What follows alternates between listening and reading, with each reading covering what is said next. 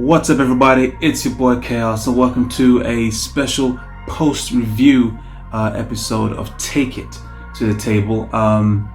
Apologies for not putting up a prediction video.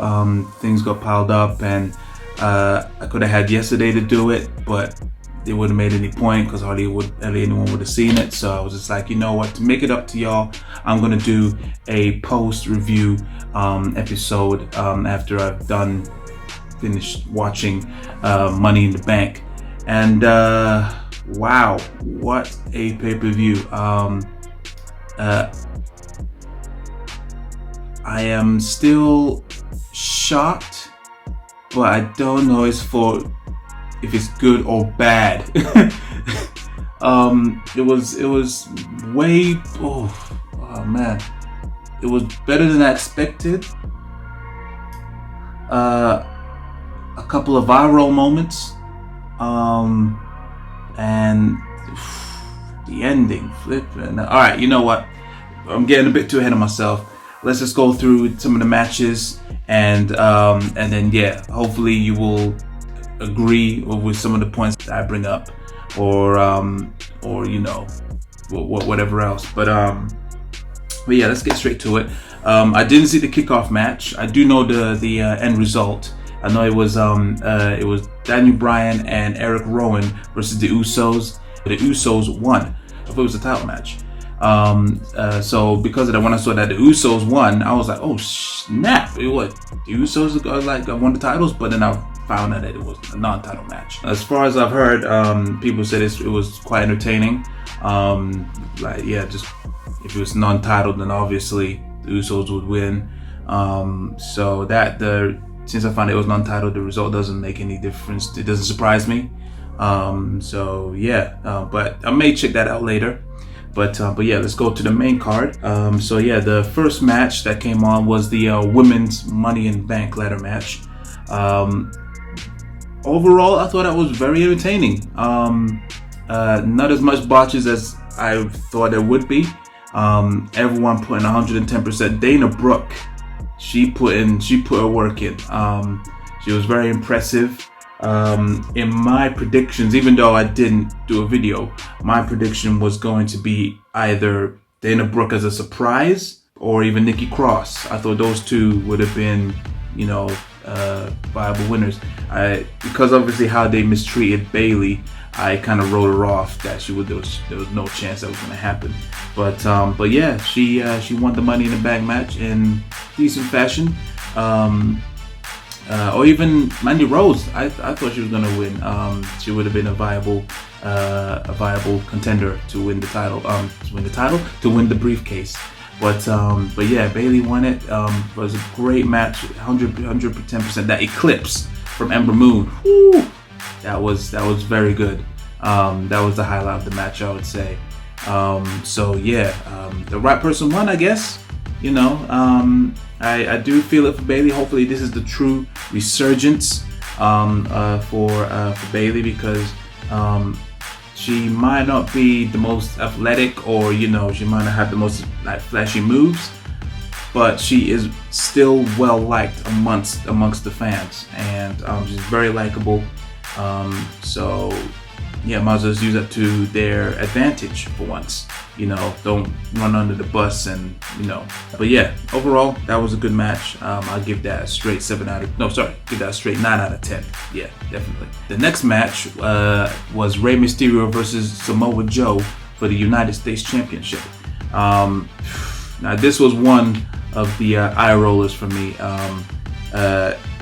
Why can't these guys get a longer match? I mean, I know the one at Mania was understandable.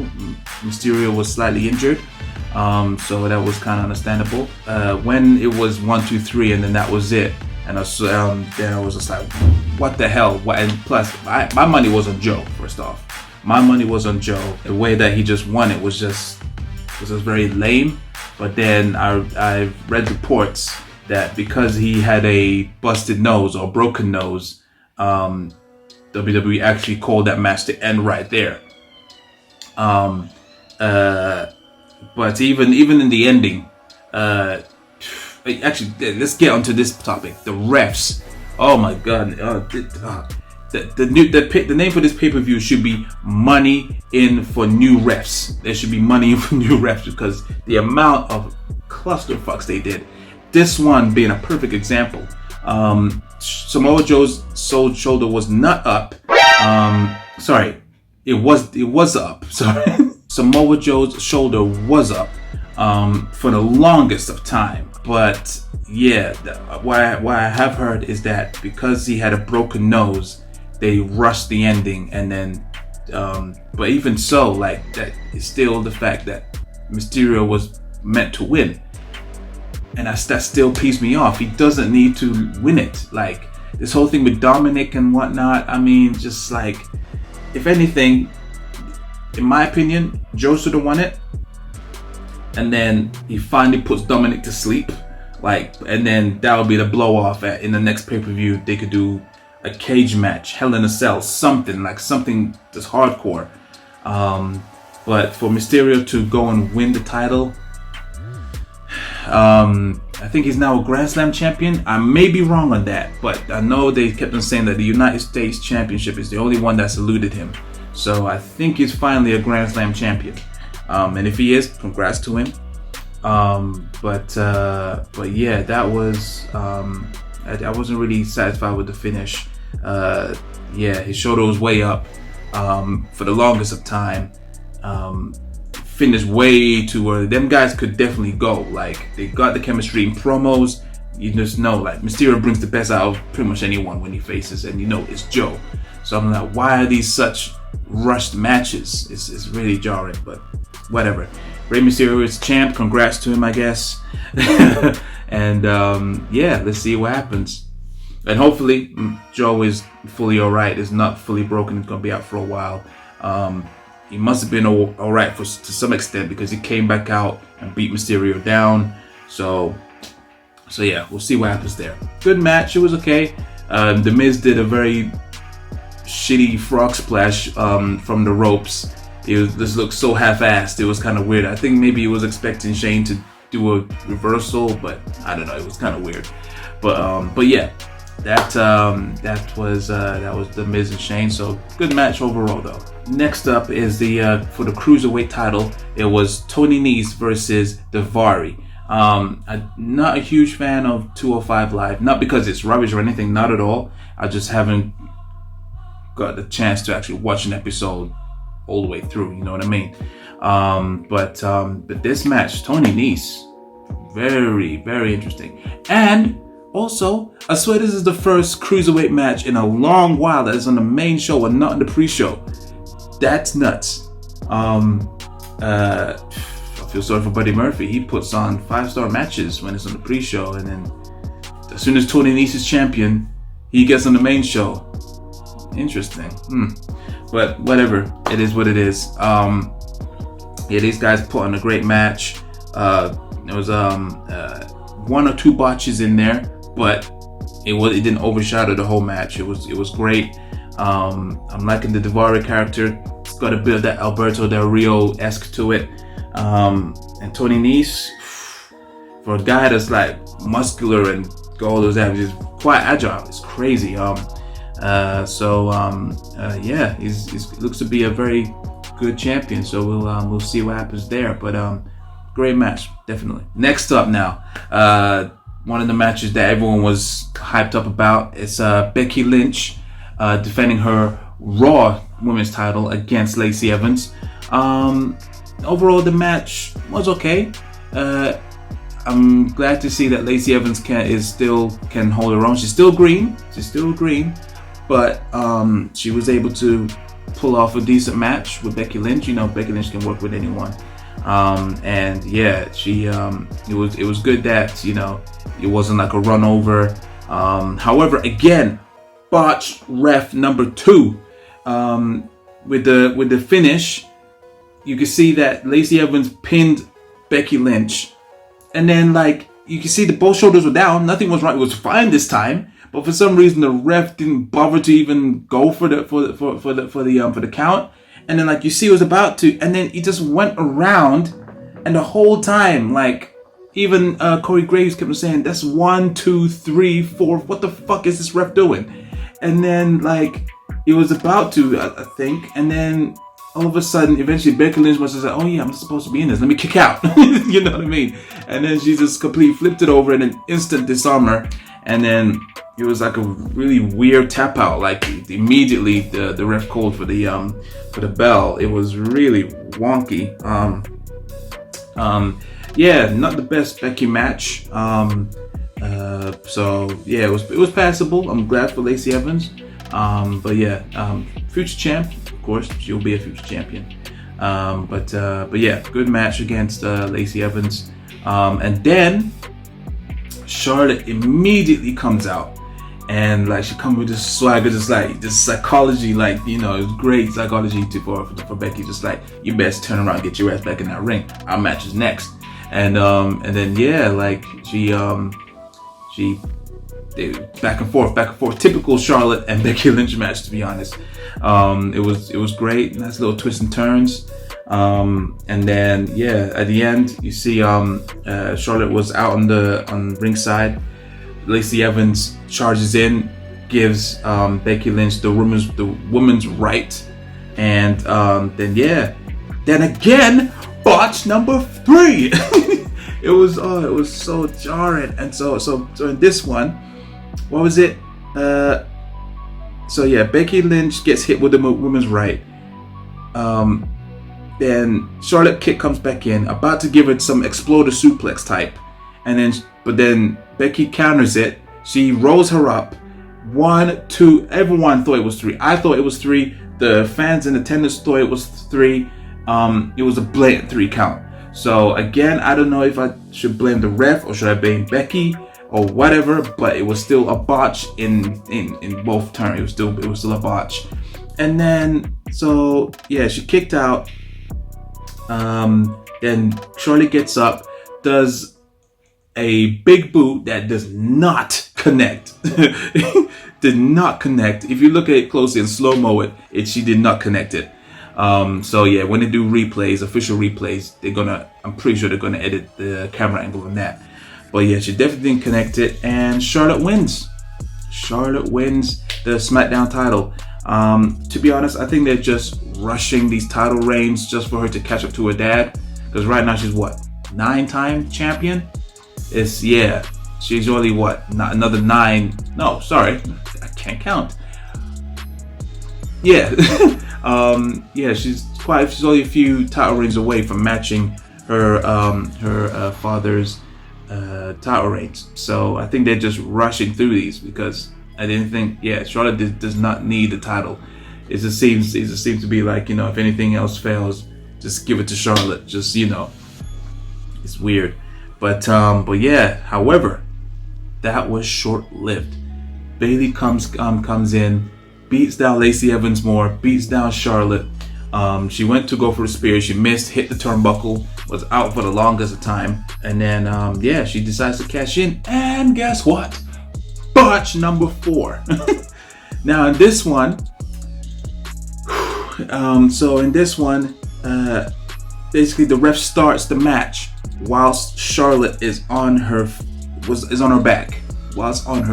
Now, I'm pretty sure you guys know, I don't have to tell you, but I'm gonna say it anyway. In previous Money in the Bank cash-ins, in every instance, the ref waits until the opponent or the title holder, they wait until they are on their 2 feet. This one, the ref just rings the bell, Bayley drags her in the middle and then does the elbow drop, and then it was so easy. It was so easy for like Charlotte, just wait for Charlotte to get her on her feet. She tries to go for a move, Bayley dodges it, does the Bayley to belly, hits the elbow drop, then win. Why did they have to rush it? It just didn't make any fucking sense. It was so stupid. And again, Corey Graves said, what the fuck? They have to wait until she gets on her feet and, at least have a fighting chance. No.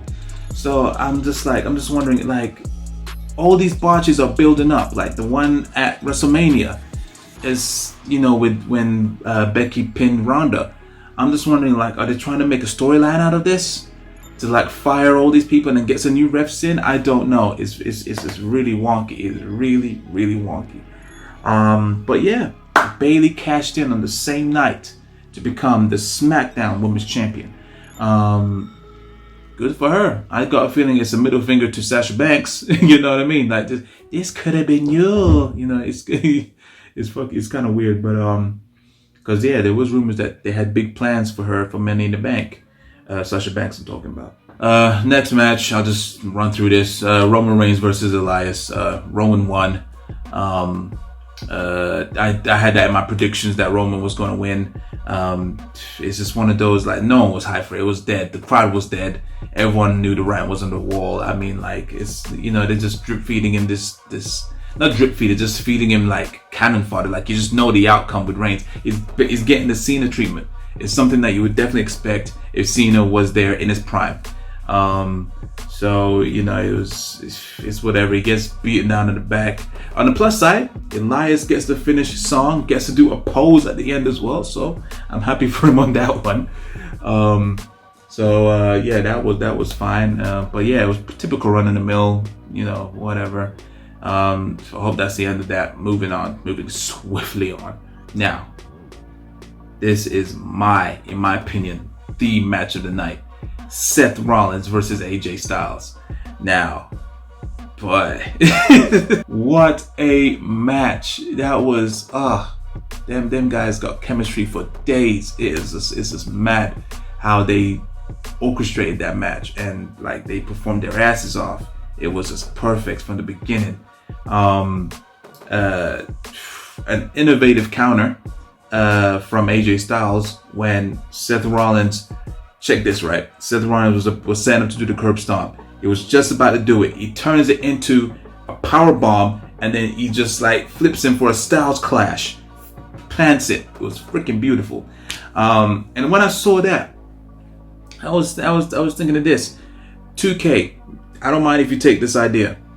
What if when in the next 2K game, or maybe the one after that, maybe you already had plans what you're gonna do for the next one, when someone does their finisher, why not have like specific counter finishers for certain people? So like what you saw with Seth Rollins doing the curb stomp, AJ Styles reversed it, turned into a Styles clash. Why not with other moves, like say for example, if Seth Rollins does it to Kevin Owens, if you counter it the right time, Kevin Owens can counter it and turn it into a pop-up power bomb. You know what I mean? Or freaking like if Brock Lesnar was about to do the F5 to Triple H, if you time it right, Triple H reverses it, lands on his feet, does the pedigree. You know what I mean? And that costs maybe 1 or 2 reversals, and you must have a finisher. You know, the specific, you know, special counters for certain characters, you know, and obviously you can implement it for your create superstar, you know what I mean? So yeah, just does this little idea, you know, why not? You know, you feel free to take that as long as you put it in there. You know what I mean? If you see this video, of course. But yeah, it is what it is. But yeah, overall, back to the match, it was phenomenal. No pun intended. AJ Styles, it was a couple times where I thought, damn, was the AJ Styles who was actually gonna win it, which I wouldn't have minded. But I did pin down Seth Rollins to win that match. And yeah, it was he delivered it. The finish was kind of run of the mill, you know. It was all right. It was okay. But yeah, besides in between the beginning and middle, can't fault it. Next match is the Kofi Kingston versus Kevin Owens match for the WWE Heavyweight Championship. I don't know if they're calling it that, but whatever. But yeah, overall, yeah, it was good. It was cool. Kevin Owens, you know, he always puts in 110%. Works great with anybody. It's good to see that Kofi Kingston can definitely hold his own without having the New Day by his side at ringside. It's you know, it definitely defines him as a good champion that he can hold his own. So yeah, I can't really fault it. Other than that, that random bit where like Kevin Owens decides to take off Kofi's trainers and throw them in the crowd just to like lessen the impact of Trouble in Paradise, but it still got clocked without them anyways. But yeah, overall, great match. I did have Kofi to win as well. I think he needs to keep it for some time. But my theory. Well, I'll talk about my theory in a bit. But going back to the match, great match. Can't fault it. Glad that Kofi's still champion. And now we go to the main event. The main event that pretty much like made me have a mix of emotions. A lot of like what the hells, a lot of what the F's, and one particular you know what I mean? Alright, so the Money in the Bank, the men's Money in the Bank consisted of Baron Corbin, Ricochet, Drew McIntyre, Finn Balor, Andrade, Mustafa Ali, and Randy Orton. So overall, great match. Pure spot fests. Like Orton played his role perfectly. You know, at the beginning he waited outside. He was just waiting by the announcer's table, and then every time they came to his side, he just threw them like did backdrops on the announcer's table. Great. And then Andrade, Ali, Finn Balor, they obviously did the high flyers, and Ricochet as well. They put in 110% out, even though Ricochet was definitely kind of toned down. I was hoping he was going to do a bit more stuff like what he usually does it, you know, when he's at TakeOver and stuff. If he was at TakeOver, I'm pretty sure he would have done some memorable stuff. It was crazy, but he was definitely watered down in this match. But Andrade, Ali, crazy. The Spanish fly off the ladder, that was crazy. And that power bomb that Andrade did to Finn Balor. Ooh. Oh man, you know what? Actually, R.I.P. to Finn Balor's back, please. R.I.P. to his back. He took so much damage. It was crazy. It was crazy match. What was it? Actually, shout out someone that I never thought in a million years I would say. Baron Corbin. He did some decent spots in that match. Like he's got a good choke slam. That deep six that he did. I can't remember who he did it to. Was it Ali? I think he did it to Ali. Yeah, it was crazy. Yeah, he did. It was like at one point I actually thought he was gonna win. My pick was either gonna be between Sami Zayn or Baron Corbin. Those are the two. I couldn't really decide. Sami Zayn would have been a good pick, and Baron Corbin for trolling purposes. They could easily do that, and he almost fucking won it. So that was cool. What else? Yeah, he put in a good work. For sure. And then everyone was laid out, and then first off about Sami Zayn, obviously we know that he was written off early in the match. He was hung upside down. It was like he was getting crucified. It was like a reverse crucifixion. It was weird. Obviously Braun Strowman said it wasn't him. So you know, I don't think he's the type of guy that would lie about it. It was a straight text to your face. So I was like, who the hell did that? I was kind of hoping, in my opinion, hoping it would have been Bray Wyatt. That would have been freaking cool. That would have been cool. He just debuts and with his new character, and he wins Money in the Bank. That would have been so freaking cool. But we were so far off. I was so far off. It turned out to be freaking Brock Lesnar. Brock Lesnar returns after losing the championship at WrestleMania. No one's heard or seen from him since. In the MMA world, he's retired. So everyone thought, you know what? If he's just randomly retired, he's gonna come back to WWE. Didn't think it was gonna be so soon. But yeah, he comes in, throws the ladder into cameramen's faces. It was like wiped out like 5 people. It was fucking hilarious. It was crazy. I'm pretty sure he's not gonna get in trouble for that. And then yeah, he mashes up everyone, throws everyone off.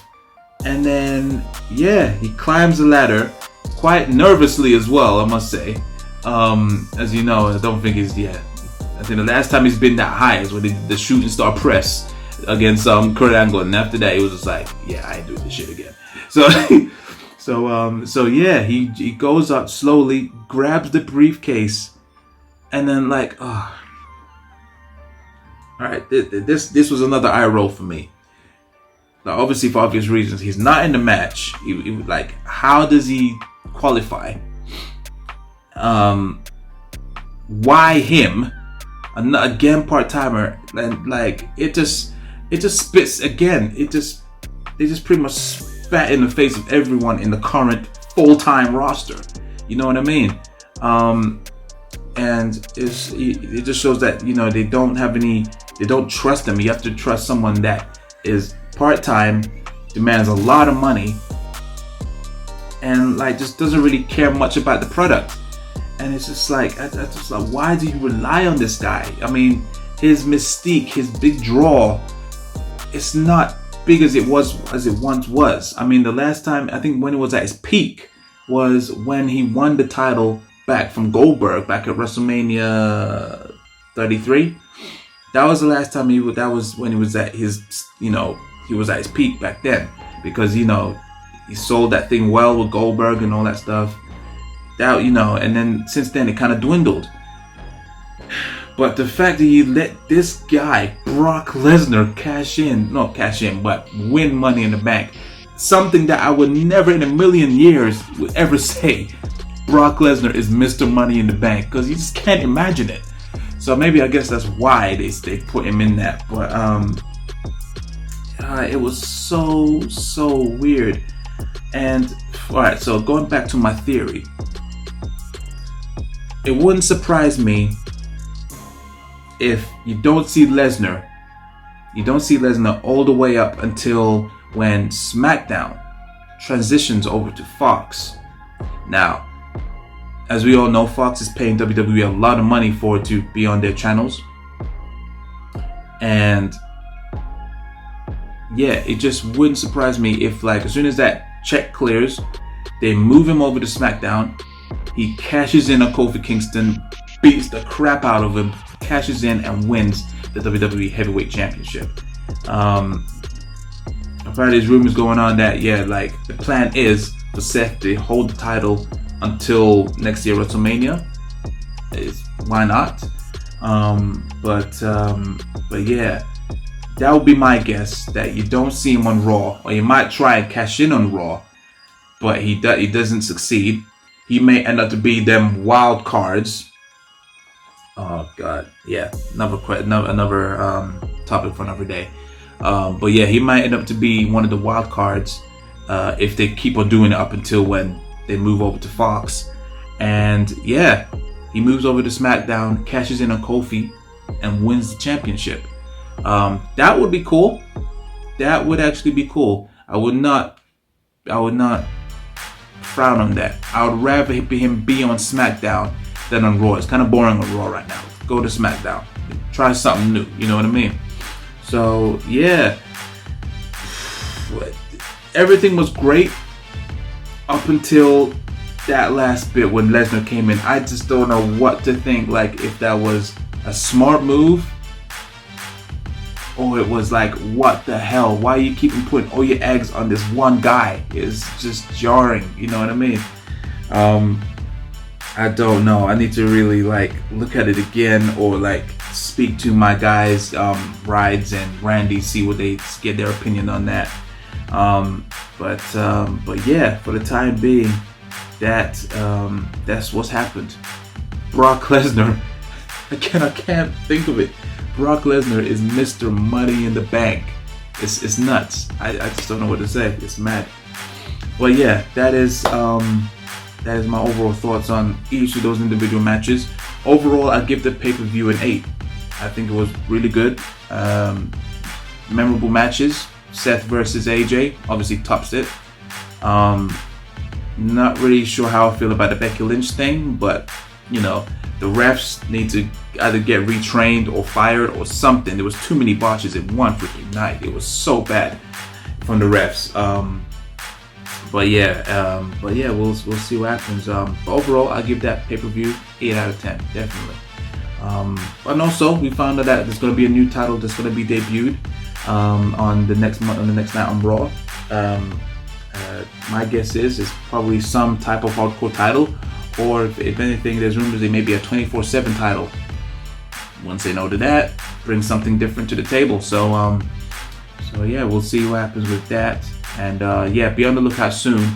We will be doing a full episode of Take It to the Table with my guys Rides, Randy Prizzle, and Mr. Rhymes. And yeah, we're going to be talking about quite a few topics. Definitely, it's going to be jam-packed. So be sure to like, share, and subscribe. Also, comment what you think of the pay-per-view as well, and were your predictions right? Do you agree with my predictions or my theories? So yeah. Also, I'm so close to 4,000 subscribers, guys. Just remember, the 4,000th subscriber will receive a free ESGR Chaos t-shirt. So I know you want one of those. And it's free. Come on, why not? You know what I mean? But yeah, I have been your host, Chaos, and this has been a post-review show of Money in the Bank. Until next time, guys. Peace.